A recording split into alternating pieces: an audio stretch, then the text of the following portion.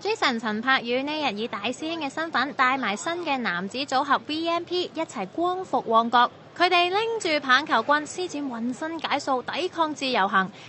孤單的那天，你聲音留下窩心或為歡呼的那天，有一些遺憾都不枉費，天天並肩，每一天期待新的春歸你身邊，為新的一天送見面禮。其實呢日佢哋唔係嚟光復旺角，而係唱出由魏德聖監製嘅新戲主題曲啫。Jason 帶住兩位師弟落力演唱，順便同大家見下面。其實帶新人都又唔係話一件好難，又唔係話即係好特別嘅。我諗我都會，我都有即係知道會有呢一日，因為當我啱啱入去我公司嘅時候咧，其實係得我一個 artist 嘅。咁所以當其時咧係冇人帶住我，咁